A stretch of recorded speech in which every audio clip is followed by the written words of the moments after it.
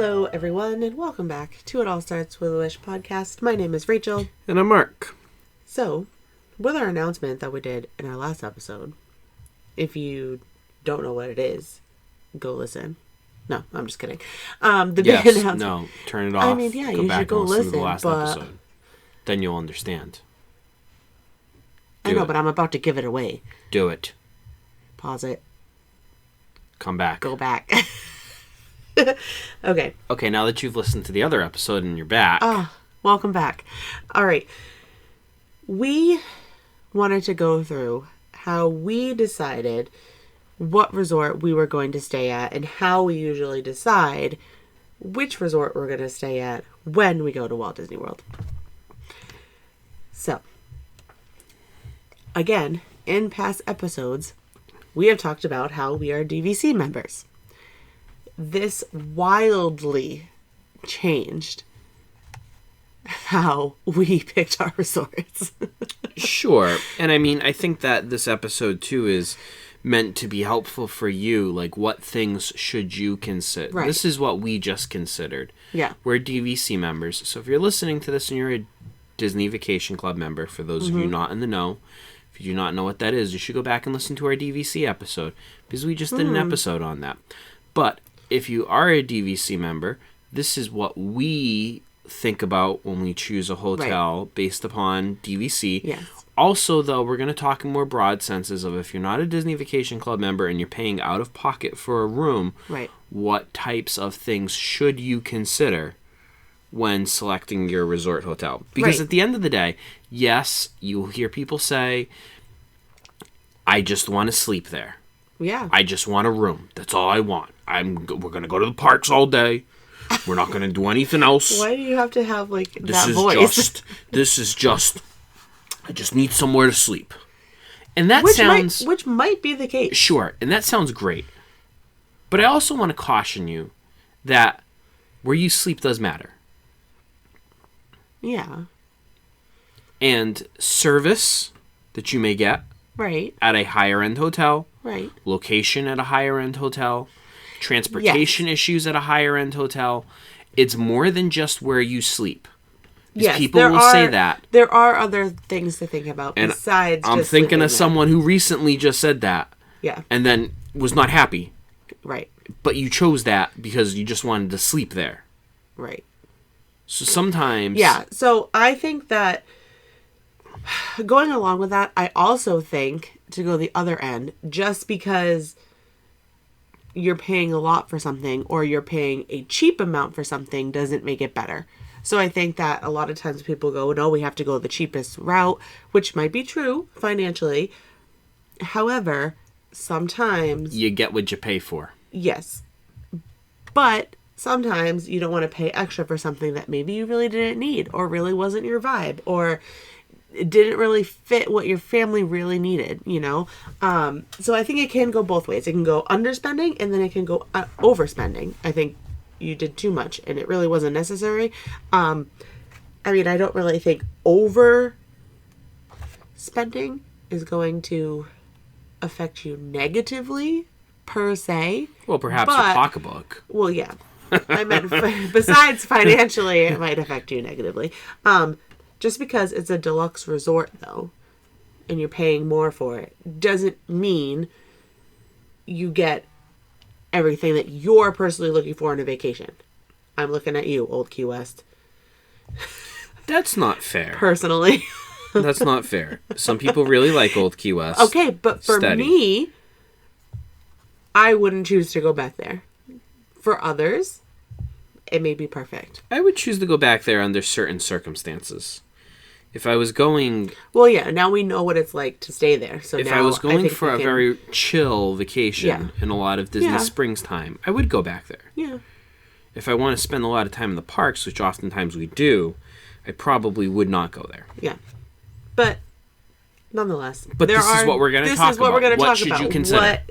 What is the thought process of going through this? Because there are 32 different choices, including the campground, and that also includes the villas that are at the deluxe resorts. So if you don't know, real quick, the deluxe resorts, the villas, are for DVC members. But the other part of the resort, just for the beach club, for example, Disney's Yacht and Beach Club has the yacht club. No DVC rooms over there. Just anybody.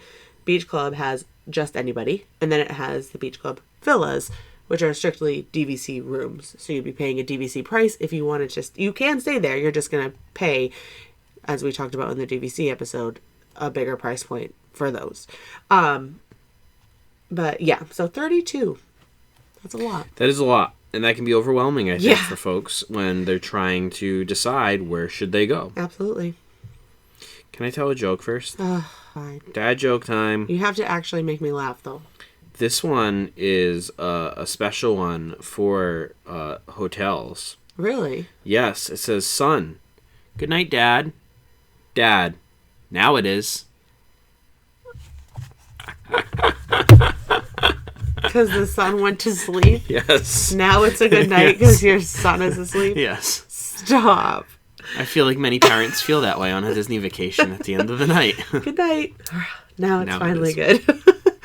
Yeah. So anyways. It can be good. We are going on a Disney vacation here in a few months. Mm-hmm. We chose... A few months. Currently. That's longer than a few months. A few months is like 4 months. Like, no, it is longer than that. Let me think what I want to think, let you woman. believe it's like a few months away. Woman, let me think what I want to think. So we went through a very kind of long, roundabout process to get to where we actually booked. And I don't know that it's even where we're going to stay. Yeah, much longer than it would usually take, I think. Yes. It really But there were a lot of factors that played into this. Yes, there were. Which is why I was like, this would be a good episode. Because we put a lot of thought into this. No, we did. And I think that the first most important thing, whether you're a DVC member or whether you're paying for this out of pocket, is what can you afford? Yeah. In the Disney Vacation Club realm, what can you afford for points? Mm-hmm. In the other realm of reality, how much can you afford to pay out of pocket? Right. That is obviously the most clear thing that has to go through your head when you're making a choice. You may want to stay at the Grand Floridian. You may want to stay at the Contemporary. You may want to stay at the Polynesian or the Yacht and Beach Club or the Boardwalk or all these great resorts that are deluxe resorts. You do not want to put yourself in debt to stay at those resorts. No, it's not worth it. And we've done things on value resorts. We have an episode on the value of value resorts and how even though we stay at deluxe resorts now, I really think it's only because we're DVC members, because we would not be able to afford staying there out of pocket. Yeah, we'd never be able to afford to stay there. Just because we always choose to stay at deluxe resorts, one, we can't use points at value resorts. That's just not a thing. So in order to actually use our vacation club, we stay at deluxe resorts now. Prior to that, though, we were all-stars all the way. Pop Century and Art of Animation. Oh, yeah. I'm saying like growing up. We were value resorts. I'm saying growing up. Sure. We were value resorts. Before Art of Animation was like a thing. Then it became a thing. Yes. But you have to make that determination, right? You have to look at the prices of what is a value resort.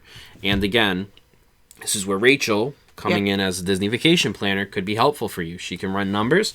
She can give you a better idea. Mm-hmm. But you have to remember, we have the value, which is the cheapest, moderate, which is in the middle, moderate, and then deluxe, which is your highest end prices, right? And even in the all deluxe, of those, I feel like there are some that are like way ahead.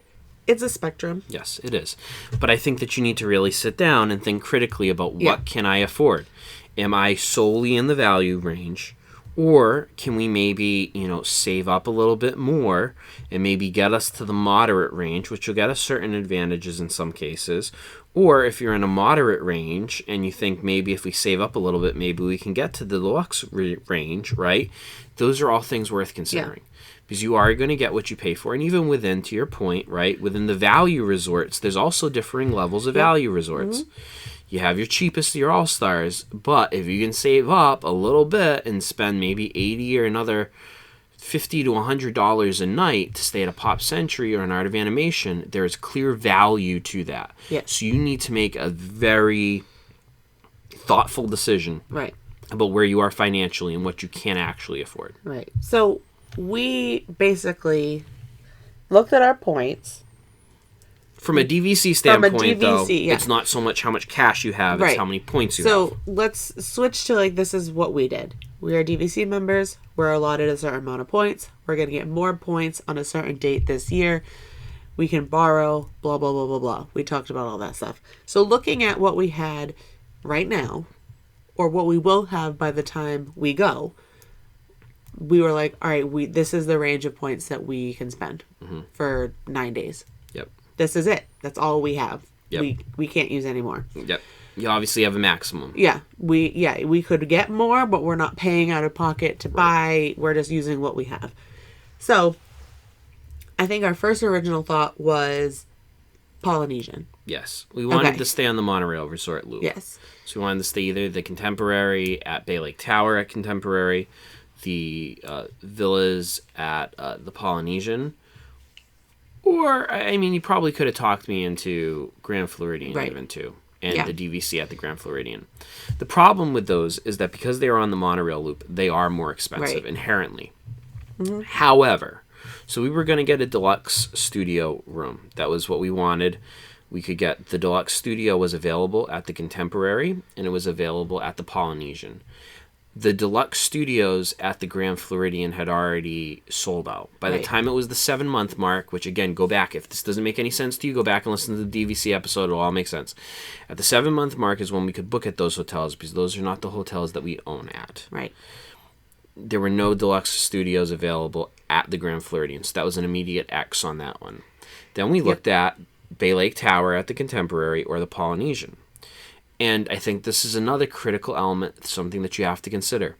These hotels periodically are going to undergo refurbishments. Right. And you may not want to stay at a hotel that's undergoing a refurbishment. Right. I mean, you're going to hear noise. You may have things that are interrupted during the course of the day. Yeah. You may have a pool that you can't go in. We'll get there in a little bit. You may have walkways that are not available. You may hear between working hours during the daytime noises. And you have to decide whether or not that is something that you want to deal with while you're there. Sometimes you can get room like discounts stipend and stipend. Yeah. When we went to Aluani, for example, on our honeymoon, they had part of the pool was closed, and they gave us, I think... it was the snorkeling cove thing that they And had. we got like a $30 a day credit or something. Like that. I don't remember what it was. Basically, it was like a meal a day. But it was a decent amount of money. So, like, in that circumstance, right, if it's not that big of a deal, and you can put up with some of it... we're not really going to go snorkeling, it's fine. You can make... So you can actually, like, benefit from it. Yeah. However, in our case, when we looked at Bay Lake at the Contemporary, which was affordable with points, it was something that we felt that we could afford. It was only about 190 points, and that was comfortable. Like, that's what we wanted to spend on a 9-night trip right now, because we want to leave some points so that way maybe we can go on a shorter trip again, maybe later in next year or early in 2026, late 2025, 2026. So we wanted to be smart with our points and not use up all our points. So it wasn't like a go big or go home situation. Like, would push it to the maximum. No. But unfortunately, the Contemporary... We knew how many nights we wanted. We had a good feel for that, and we had a good feel of we wanted to spend under 200 points. So the Contemporary Bay Lake Tower was provided as an option for that. The problem is that Bay Lake is currently undergoing refurbishment. Yeah. So we saw that, and that's going to be the case for quite some time, and especially when we're there. It doesn't look like, So, and we don't know what that's going to mean, right? But we went, it's going to be our first time staying there. We don't want to have a bad experience. And these are all resorts we haven't stayed at yet. Right. So that was why we picked those 3 to begin with, too. Monorail, close to Magic Kingdom. We have a toddler, and we've never stayed there. Right. So that's why these were like our top ones to go to. Contemporary was out. I made the argument of I already don't know how I would feel about the Contemporary. I don't know why. I have the feelings that I do. But I wanted to make sure that it wasn't a bad experience the first time. Because that's not fair. That's not a true judgment of what that resort is. So the points were affordable, but they had this refurbishment. So that immediately we're like, we probably don't want to stay there. So then the remaining monorail resort was the Polynesian. The Polynesian was 240 points. It was too expensive. We didn't want to spend that many points. We do have that many points, but we did not want to spend that many points. Right. That, and it's uncertain when the new tower, Disney Vacation Club rooms in the new tower that they constructed at the Polynesian are going to open. It's going to be in December, and don't know what effect that's going to have on points and availability and all that stuff. So we decided to shelve that for now. Yeah. So Polynesian was out. So before you go on to our next one, though, I think it's really important for us in deciding, and for other people, is the next thing to think about. How many people are going, and how many rooms do you want? So, I say that because there are some families who split up, 2 people in one room, 1 in the other, 3 in the other, which is fine. If you want to do that, great. You would be just getting regular standard rooms. If you're a family of 6, let's say, you have 4 kids and 2 adults, those standard rooms at most of those hotels don't accommodate that. Correct. So, that narrows down if you're all going to be in one room, or you want to do 2 adjoining, that's going to narrow down where you're going to stay. For us particularly, my parents and my sister are going on this trip with us. We knew that my sister was going to stay with us. That's why Mark's parents were going to get 1 room. Mark and I, our son and my sister, were going to stay in another. There was a potential of maybe doing my parents, but they said they're fine staying at a different resort. So, number of people complicates things a little bit. It does. It's going to limit where you potentially can go. Yeah. And depending on, economically, right, you may have 8 people going, and it may be cheaper to get 2 rooms of 4 people. Or it may be cheaper to get some kind of suite.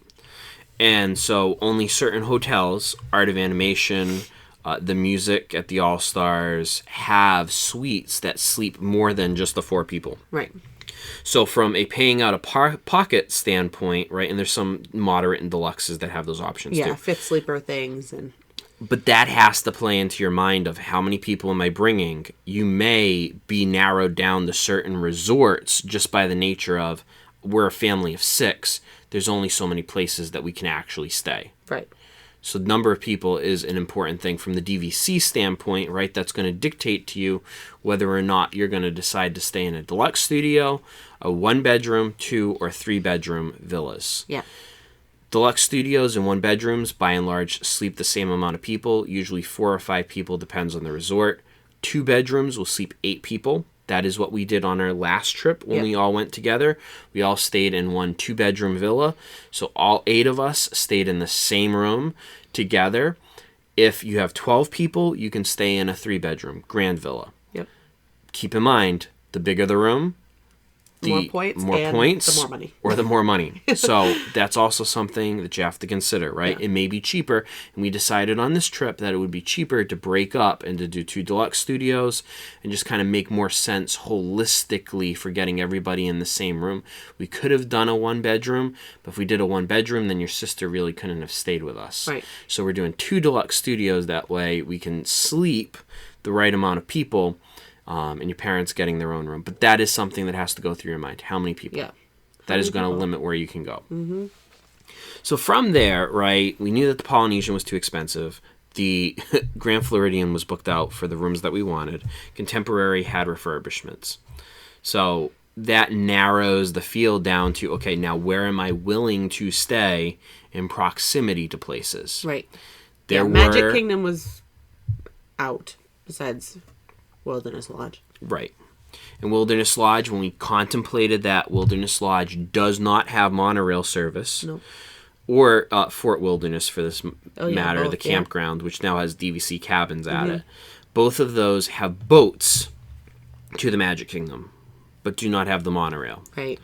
So we decided that being close to Magic Kingdom, but not being able to walk there or take the monorail there, and having to take a boat, it wasn't worth doing either of those right now. Yeah. So from there, right, that still leaves a whole plethora of places that we could stay at. Animal Kingdom Lodge, Old Key West, Boardwalk. Saratoga Springs. Saratoga Coronado Springs. Springs. Boardwalk. Right. So there's all these other options here. And the next question was, okay, well, if we stay at an Old Key West, we've already done that, and we know that it's tough to get to the parks. And with a toddler, we want to spend some time there. We don't want to always be on a bus with him. We also knew Saratoga Springs, similar circumstance, right? A place like the Riviera, perhaps. The problem with the Riviera was expensive in points, so we didn't really want to spend that many points. Yep. So really where we wound up was one of the best locales, I think, within the Disney portfolio of hotels is around Crescent Lake and that area between Epcot and Hollywood Studios. So really the Boardwalk and the Beach Club for us as DVC members. Yeah. Because we can walk into Epcot. You can also walk to Hollywood Studios or take the boat in the Hollywood Studios. Yeah, there's so many options there. You can get into 2 parks fairly easily. Yeah. And so we decided, well, we always tend to stay in this area. But maybe there's a reason why we always choose to stay in this area, because of that location. Yeah. Animal Kingdom Lodge, way too far away from everything. And we did that in our last trip when we did the split stay. He was, our son was pretty little. So it would be a harder bus ride, I think, from its distance now that he is able to run. Yes.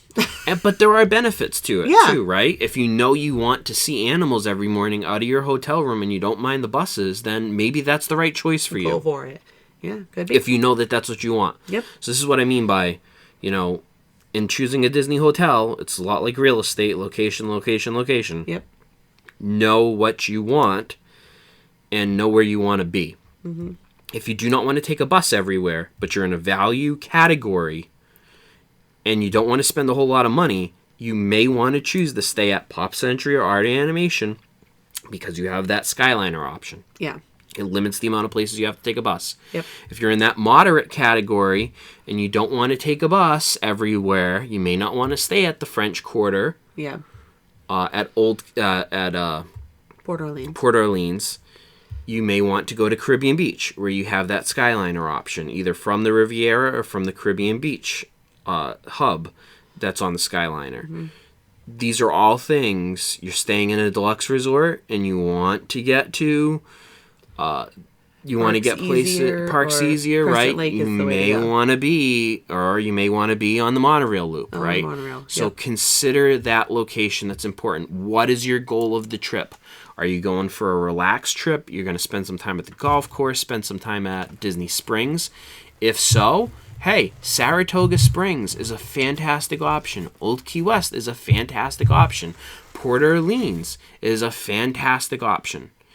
You have to make that decision, though, of what is the goal of the trip. And then let that dictate what location you desire. Yeah, I mean, I definitely think I even just had clients who bumped up into moderate for this last trip, and they actually said, I don't know, I think we're going to bump back down to Pop Century. And it's not that they didn't love Caribbean Beach. It was great. Their view was great. At the pool, it's amazing. Like, they had great things to say about it. Money factor, you bumped up a little bit. So staying at a moderate every time, maybe is not going to work. They just preferred Pop Century's walk to the Skyliner. They preferred how easy it was. Like, it's up to them. Size of the resort. Yeah, size of the resort. That's another key factor here. There are some of these resorts that are huge. Old Key West, Saratoga, Caribbean Beach, Fort Wilderness Campground. Yeah. These are all massive resorts.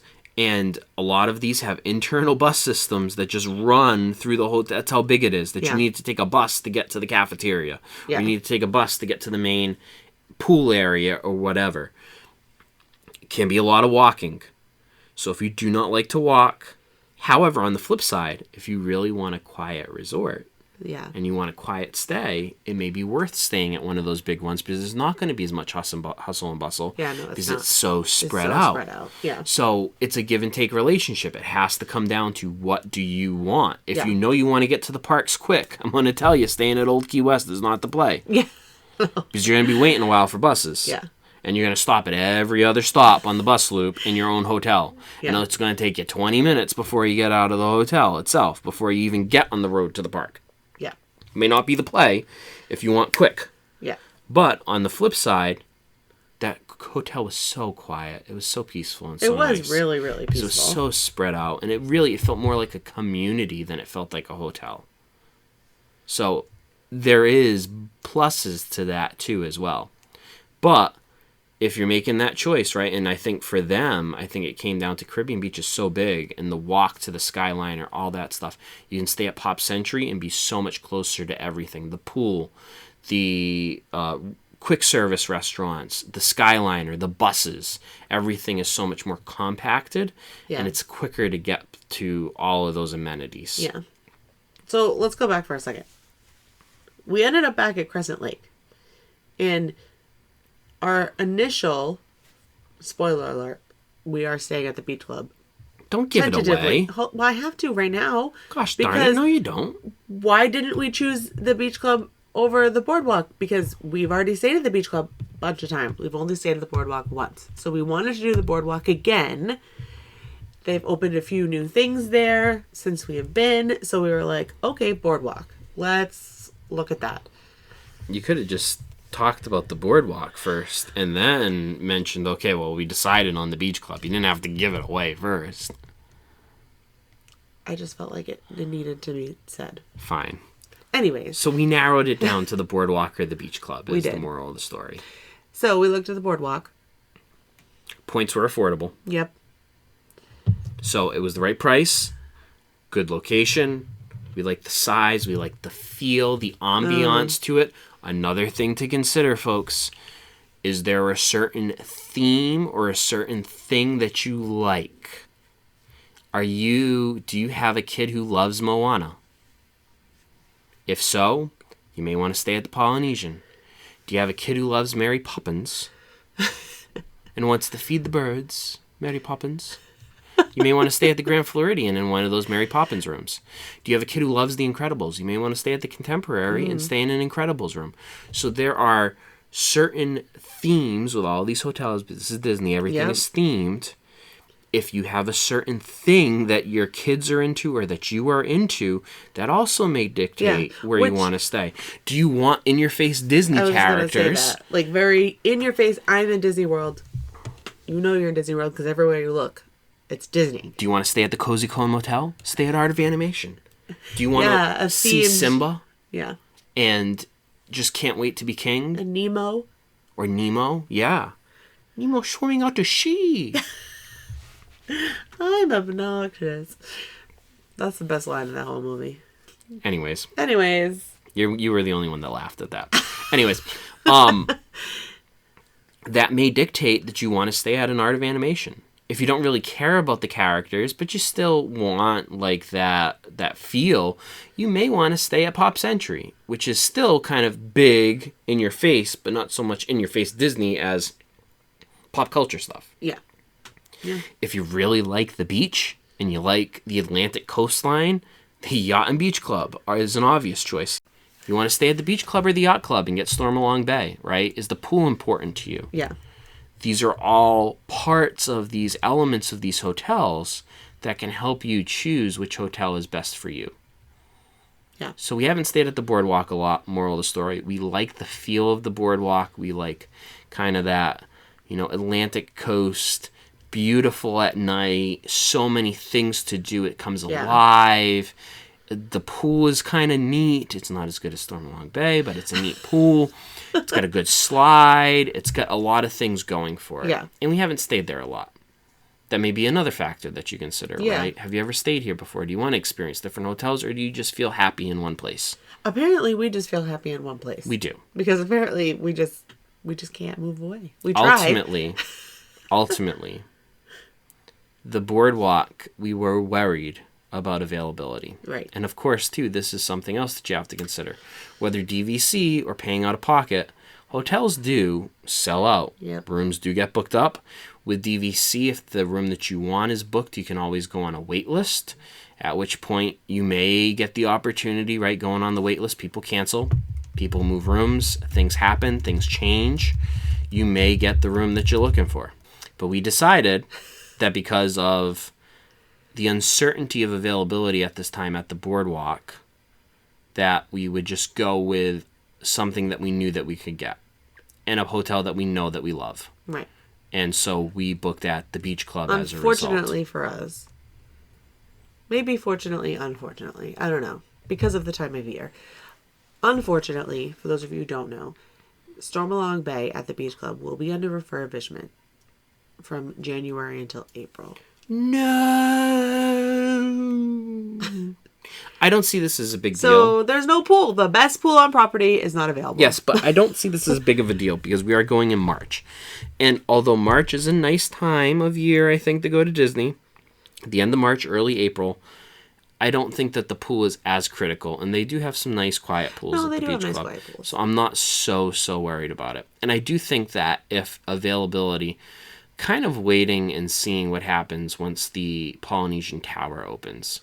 I have a feeling that once that opens, like there's going to be a lot of movement and that people are going to want to stay there and that some of the rooms that are booked right now may open up. So I think that we may strategically move our room perhaps to the boardwalk in the future. Yeah.